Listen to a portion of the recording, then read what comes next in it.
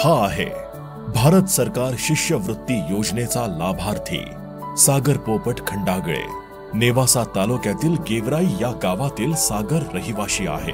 सागरचे आई वडील दोघेही शेती करतात।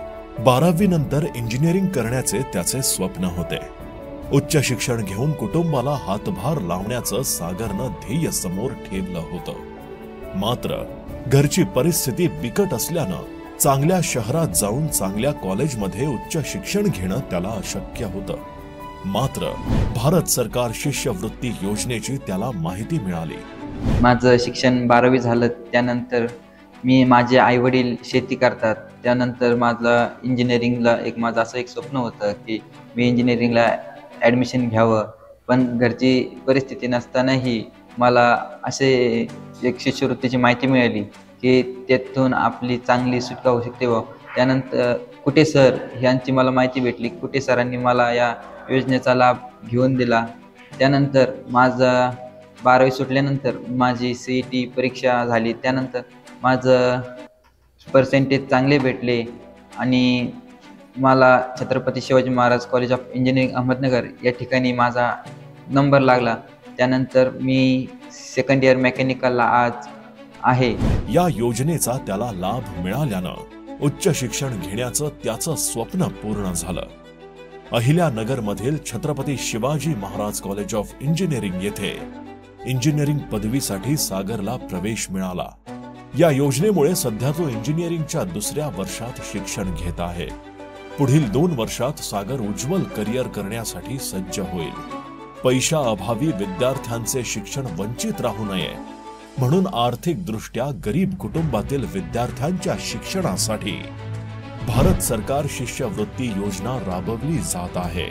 भारत सरकार शिष्यवृत्ती योजना या योजनेचा अतिशय चांगला लाभ मिळाला, त्याबद्दल समाज कल्याण विभाग आणि महाराष्ट्र शासन यांचा मी आभारी आहे। मागासवर्गीय विद्यार्थ्यांना महाविद्यालयीन उच्च शिक्षण घेता यावे, तसेच त्यांचे गळतीचे प्रमाण कमी व्हावे याकरिता केंद्र शासन व राज्य शासनाची अतिशय महत्त्वाकांक्षी असणारी ही योजना म्हणजे भारत सरकार शिष्यवृत्ती योजना। यामध्ये केंद्र शासनाचा 60% वाटा असतो, तसेच राज्य शासनाचा वाटा हा 40% असतो। या योजनेद्वारे विद्यार्थ्यांना निर्वाह भत्ता, शिक्षण शुल्क व इतर मान्य बाबीवरील शुल्क प्रदान केले जातात। दरमहा 250 ते 700 रुपये या दराने निर्वाह भत्ता जास्तीत जास्त 10 महिन्याकरिता प्रदान करण्यात येतो। तसेच जे विद्यार्थी वसतिगृहात राहून शिक्षण घेत आहेत त्यांच्याकरिता हा निर्वाह भत्ता दरमहा 400 रुपये ते 1350 रुपये अशा प्रकारे दिला जातो। अभ्यासक्रमाच्या गटानुसार यामध्ये बदल होत असतो।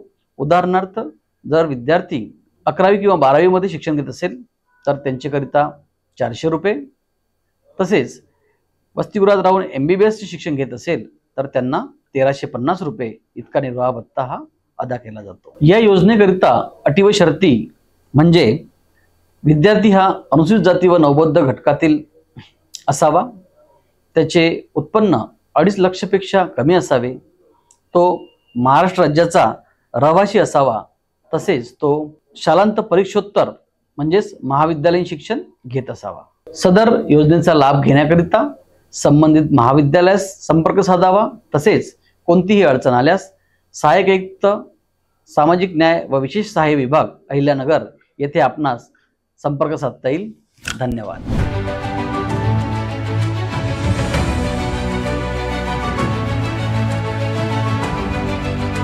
या योजनेचा लाभ घेण्यासाठी नियम व अटी।